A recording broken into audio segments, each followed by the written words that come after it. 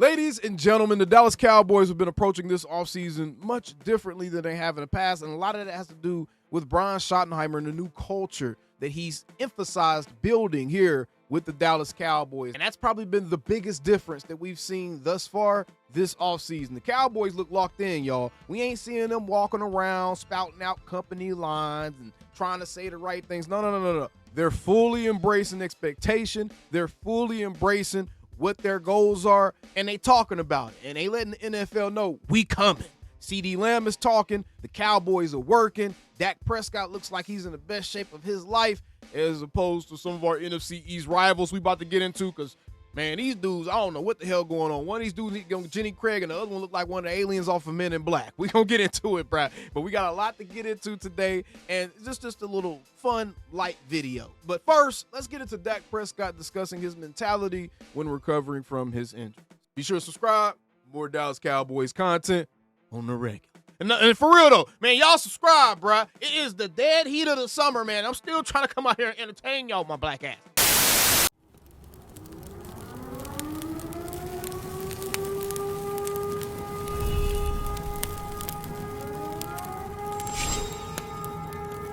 Man, shut your up. I ain't asking again, man. Subscribe. I'm telling y'all, that ain't asking. All right, but either way, let's go ahead and listen to Dak Prescott first as he discusses recovering from injury. How long does it take, like, to trust your body again? Like, after an injury, like, to get out there and, like, really trust that you can put full 100%? Yeah. Good question. There's been a lot of debate around that as it pertains to guys coming back from injury. How long does it take them to look like themselves again? I'm going to say this. We've seen this with Dak already. We've seen how he comes back from injury. He comes back like gangbuster, man. Dak don't look like one of those guys that have too many lingering effects or is thinking about it too much, right? I mean, does it take a little trust? Like, I mean, is there like a barrier there? It should happen in rehab. Yeah. You know what I mean? Yeah. So, like, I usually break mine in the rehab. And honestly, I mean, it's not a good thing when you've been injured like I have and kind of throughout career, just different injuries. Like, you really just grow to, like, trust the surgeon. And it's like, I mean, if I had surgery, I had it for a reason. So, like, and I trust my rehab process. So, like, I don't really think about it once. Yeah. You know what I mean? Once I've rehabbed, and especially the doc says you're good to go. Because if I do that, I know just slow, like, it's one more thing that I think about and I don't need to think about it. So. You already got enough to think about. Right, and I'm about to say, he definitely got enough to think about. He'll need to be thinking about no injuries and nothing like that, man. So Dak pretty much saying that he just lets it fly, bro. He's had the surgery. Once he's had that surgery, he doesn't go out there and try to think about, oh, should I be comfortable doing this? I mean, this is the same dude we seen try to jam his leg back in place after he snapped his ankle in half, y'all. So I completely believe him. I don't think that Dak lets any of that affect him, and I don't think we should expect any lingering effects. I don't think we're going to see Dak be more reserved as it pertains to running the ball or breaking the pocket or anything like that. In fact, he's actually been putting in work to do that exact opposite. It looks like Dak has actually been putting in work to bring back the running Dak. According to Clarence Hill of DLS Sports, he said that Dak Prescott is working on his mobility so that the injury that happened last year, whether it was related to running or not, wouldn't happen again. You can see Dak Prescott is working with the resistant bands on his ankles and stuff like that, trying to strengthen those muscles in his legs. So it's possible we can see Dak Prescott come fully equipped and actually ready to run the ball at this point. I think at this point, Dak kind of knows, man, like, hey, it's balls to the wall time, y'all. We are at a situation where this team has probably had the most excitement around it that it's had in the last couple of seasons as it pertains to just people just feeling like we're back on the right path. And I think that going out there and showing the full breadth of his arsenal could do nothing but kind of enhance that excitement, right? But love to see that from QB1. Also seeing out there, super impressive shot on the golf course. He and some of his teammates were out there with good golf. That's where you're seeing some of that footage from. But he and some of his teammates were out there with good golf. And Dak did this to win the match. And remember, this is in front of his teammates. This is important. This type of stuff is small. It's very, very small, but it's important. I'm going to break it down why just after we watch this magnificent shot right here. Yeah, I'm blazing a little bit. Who cares? Ain't gonna lie, that's an impressive putt, man. If Dak drops it, it's over. It's over. All right, so we see the excitement there. Now, I just want to say this, bro. Y'all ever been around y'all group of guys, you playing sports, whatever, man. You be around a group of guys, and certain guys within that group get different reputations for doing things regardless of what type of environment you're in. You get that, oh, he's super competitive reputation, right? Where you just take everything super serious. You get that, damn, he's super clutch, or he ice cold, he cold-blooded. You get that type of reputation for performing well in high-pressure situations. And I love seeing this, man. I love the fact that this happened with his teammates as well, because his teammates, psychologically, his teammates need to see those repetitions of him performing under pressure, because psychologically, that is going to subconsciously instill more confidence from his teammates in him, in pressurized moments, in those heated moments in the locker room where you need those bonds to be strong. This type of stuff, bro, performing under pressure, regardless of what it is, even if it's not related to the sport you play, I promise y'all, it makes a difference, bro. If you always hanging with a group of buddies and one buddy is constantly whooping y'all ass in certain stuff, or he's constantly making a game-winning shot in the basketball games or something, he's going to get the reputation for being cold-blooded. And if you have a situation where it's like, oh, you pick one person to take you on a drive to win the game, you're going to have confidence that this dude going to be able to do that, right? So I love seeing this right here from Dak. That's pretty damn cool. Locked in from QB1. Now, next thing I want to talk about real quick is CeeDee Lamb.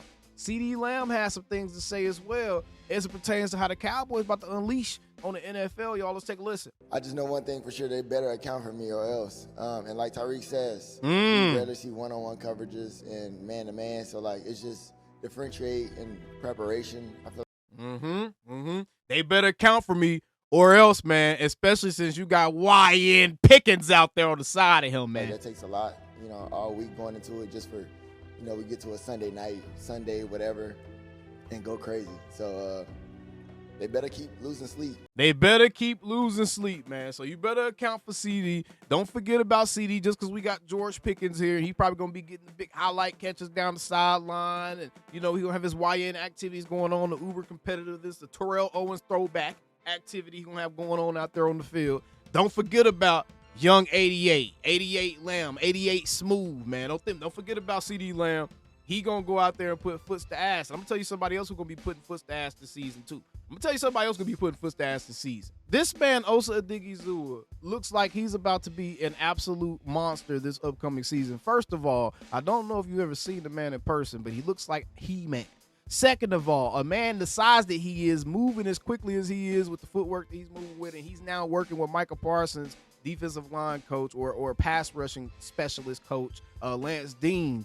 Bruh, Osa is about to have a breakout season. We've been kind of seeing Osa, steadily climbing.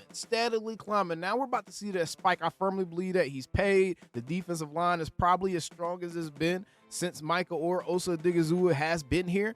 And I think that at this point, everything is tailor-made with that Matt Eberflus defense, that attacking style front. We're about to see Osa Odighizuwa get absolutely active, and just the constant work that we're seeing these guys put in, bro, is bringing a tear to my eye. We're not seeing them do all these media press runs and all the mansion parties and all the tours. Bro, these guys have been working. So that right there is enough for me. Again, the fact that I see them putting in that work, bro, I can fan with a calm spirit. I can fan without feeling any type of embarrassment or anything if we lose, whatever, because I know the guys at the end of the day are putting in the work. They're holding up their end of the bargain as it pertains to taking this thing seriously, approaching the opportunity that's in front of them with the vigor that they should be approaching it with, because, again, bro, these guys have been working to a whole different level, and I can tell y'all for a fact, Micah Parsons has been super working. So I expect Osa, Mike, all these guys to absolutely unleash on the NFL. That's not even talking about Donovan Ezeraiku, the rookies. But that's not talking about none of that. So I'm super excited about all this. And our quarterback is in the best shape of his life. And our division rivals quarterback, he needs to get on Dak Prescott's routine. Because right now, my guy looking like one of the worms off of Men in Black, bro. Jaden Daniels, your ass is not going to be able to be running around and doing all the You ain't gonna be able to do that too long, bro, because your ass gonna get hit. You gonna get broke in half, bro. Your chest is caving in somehow. You got Kofi Kingston's chest from WWE, man. I don't know if y'all ever seen Kofi Kingston's chest, but dude got a big-ass cavern right in the middle of his joint like somebody to hit a drill bit in that mug or something. Hey, man, Jaden, your ass better lift some weights, man, because I don't know what you got going on with this physique, bro. And I'm not wanting to be talking about physiques, but damn, bro, you do not look like an NFL player at all, bro. Matter of fact, I'm sure Jay Cutler ass probably had a better looking body than this. Pause. And this is just, bruh, I'm not worried about the Commanders, bro. They quarterback ain't in proper shape to be able to play the NFL the way he needs to be able to play in the NFL for an extended period of time. And you know who else ain't in shape? They receiver that they just traded for Deebo Samuel, because everybody roasted his ass and what he looked like. They just seen him in person. This is coming from other players. It ain't just my black ass talking about it. This is Terrell Owens talking about Deebo Samuels and how he ate the other half of Jaden Daniels' chest. He gonna do his thing. Everybody keeps saying Deebo fat. He is fat. What you mean? He just big bone, you know what I'm saying? I ain't no big bone. What you say when girls on? He said he is fat. He said he's just big bone. He said, no, I ain't no big bone. That's what you say when you want to call a girl fat, but you can't. Eddie Lacy. Hey, that's the term you use when you They said the Eddie Lacy blueprint, bruh. T.O. roasted the hell out of Deebo Samuel, bruh. So T.O. had that to say. That Brandon Graham had this to say as well, man. Y'all about to say, we coming. You know we got Deebo. It's gonna be between us two. I wouldn't worry about him. He gotta be in shape first. He don't look like he in shape right now. He says it's gonna be between us two. First of all, everybody just sleeping on keep sleeping on the Cowboys. Please keep sleeping on the Cowboys. That way when we come to y'all home stadiums, we'll punch y'all goofy asses and y'all smugs. Y'all ain't gonna have nothing to say. Y'all gonna be sitting there looking flabbergasted, absolutely just stunned. What happened? Yeah, you got your ass kicked. You walking down the street with 3 shoes on, 2 on your feet, and a Texas-sized boot in your ass, man. Straight up, bro. So keep sleeping on us. And Deebo, man, hey, I'm not worried about the Commanders. I'm sorry, y'all. I know everybody's feeling the Commanders and all that, bro. I am not buying that hype. Or the Eagles, quite frankly. Screw the Eagles, too, man, and the Giants. Cowboys winning the division. That's how I feel about it, man. Screw what y'all talking about, man. My boys out here working, man. We about to go to the playoffs. We gonna go deep in the playoffs. All right, let me relax. Actually, let me relax. Get a little bit ahead of myself. Either way, appreciate y'all for tuning in, man. Till next time, how about them Cowboys, man? QB1 looks great. Osa Diggy's and them boys out there been grinding. Micah is leading his guys. The team is working. I love everything I'm seeing about my team this offseason. And they talking, they smack, too. They not backing down from it. They not saying the company lines. They talking, they smack. Love to see it. Calling me, texting me, paging me, asking me, am I still them boys? Y'all usually check on me. Listen. I'm still them boys. Hey! Woo! Oh, shut up, my boy. Hey! I'm still them boys.